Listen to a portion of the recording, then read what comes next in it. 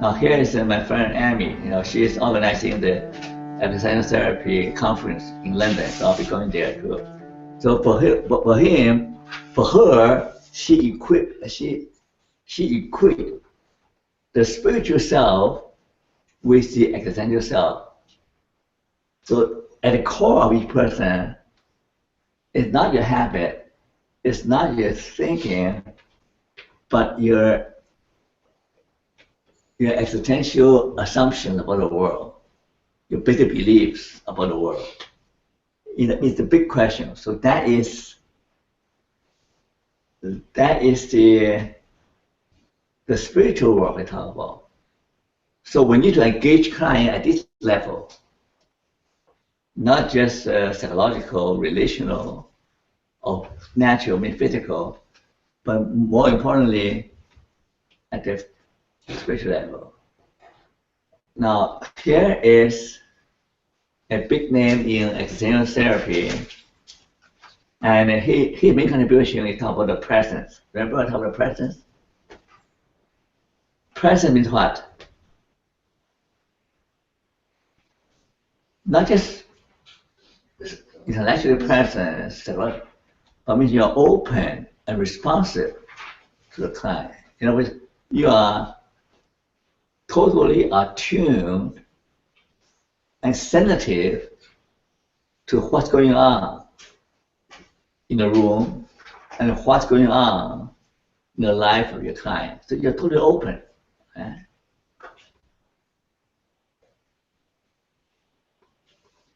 Authenticity against the process leading to a spiritual realization. When they talk about spiritual realization, they're more in terms of transpersonal, about transcending yourself, getting into the area of beyond the physical world.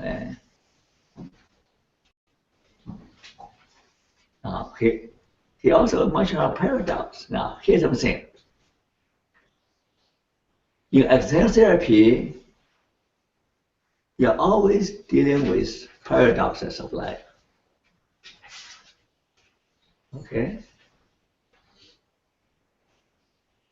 And here, if you want to be authentic, you have to live a paradox of insisting, taking a firm stand on what you stand, what you believe in, but at the same time, flexible enough to let go belief they are no longer functional. So you're firm, but you're not firm. You hang on and you let go. If you only hang on and do not let go, then you have a problem in life, right? Sometimes you might have let go, so believe you have been holding on to 20 years, for 20 years. You say, oh my God, I have followed this dogma.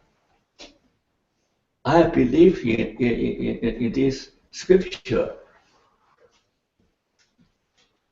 but I don't think I go on living that way. So being authentic, you have to say, well, it's time for me to let go of something I used to believe. So this is a paradox you need to both. Now here's Gentle's famous quote: "Life is not a problem to be solved, but a mystery to be lived." Now, in a way, it sounds like a cop-out, right? I'm sorry, I can't solve your problem. Treat it as a mystery to be lived. I mean, in a way, it sounds like a cop-out, right? But at a deeper level, what does it mean? At a deeper level,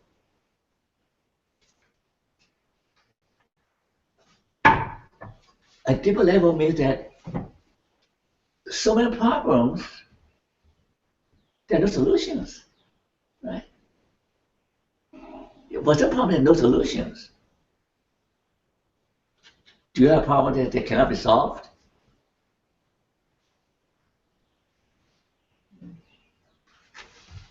living my pain at my knee. I'm limping along. I'm limping along, but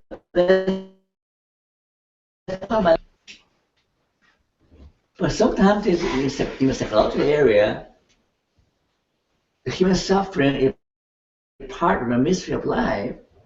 If you adopt the attitude, you say, well, I don't know why I just, by nature, I'm melancholy. By nature, I'm depressed. By nature, I'm shy. By nature, this my nature, I don't know why I'm this nature. I'll make the best of it, but I better learn to live with it, right? And live with it, still function effectively as a professional. Right? So the certain part of you cannot be changed.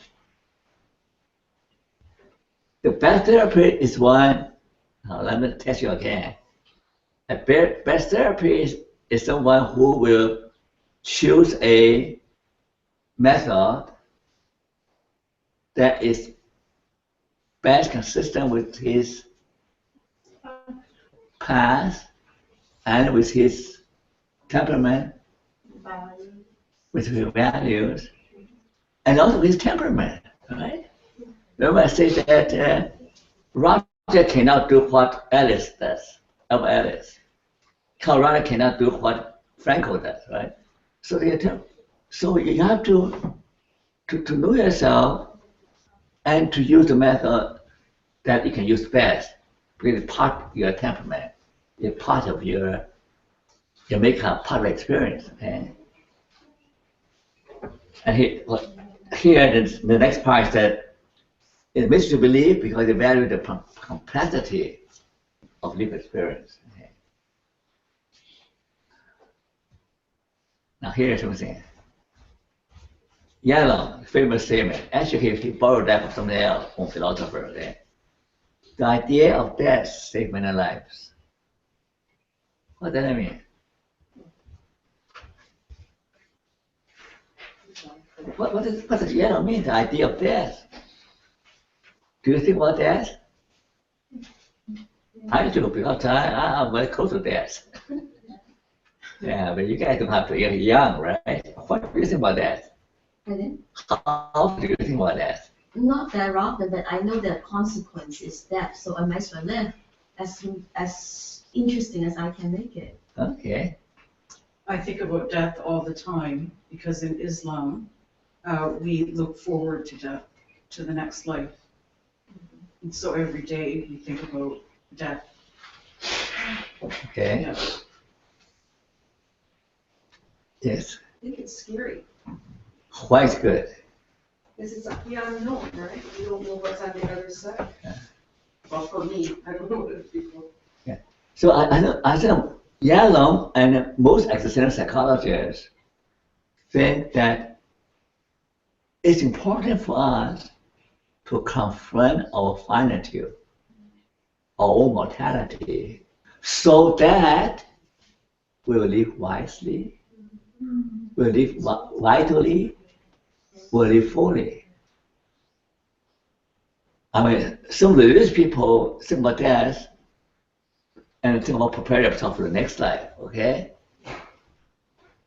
But for many people who without such belief in the next life, it also helps you because I only have this life, I might make the best use of it. So one question we ask clients is that I tried that trick with clients, it seemed to work. I say, you spend your days feel misery, complain about what you don't have, about your problems. I say, how many years do you have left in your life? She said, well, maybe 10. Do you want to spend the rest of your life feeling misery, focusing on what's wrong in your life, rather than pursuing what might make your life happier and healthier? So one benefit of focusing on death on the shortest of time to help them, make them to realize Life is the most valuable gift. You know, it's not something to squander away in misery, in complaints. But also force them, you know, we make demand on them to broaden the horizon, to think about new possibilities for happiness, for creativity, for fulfillment. There will be other things that you have never thought about. See, our job as therapists is to help not only broaden our own lives, enlarge our own lives, but empower our clients to broaden their lives so that they can see something they never thought about before. That is a bigger challenge than fixing up the problems, right? It's easy to fix up the problems, but more difficult to teach them how to live, to tell them how to be fully functioning human being. Okay? And in fact, every client and every therapist face the fundamental conflict between the status quo and change. If you choose to stay with the status quo, you will experience what? You will experience guilt and regret, right? You say, oh, I wish I had made the decision to go back to school. I wish I had made the decision to change career. I wish I could marry A rather than B. I hope my wife doesn't think that way. So you want to you don't want to play safe. Your deathbed, you will feel guilty for all the missed opportunities, right? On the other hand, you will choose change. Say, well, life is an adventure. Teresa likes to use the word adventure, right? Life is an adventure. I don't know where I'm going, but I'm keep on going. I'll keep on going. Eventually I'll find something. You will choose adventure, you will feel what? Anxious. You feel anxious about the risk of uncertainty. So you have the win situation, right? Guilt or anxiety.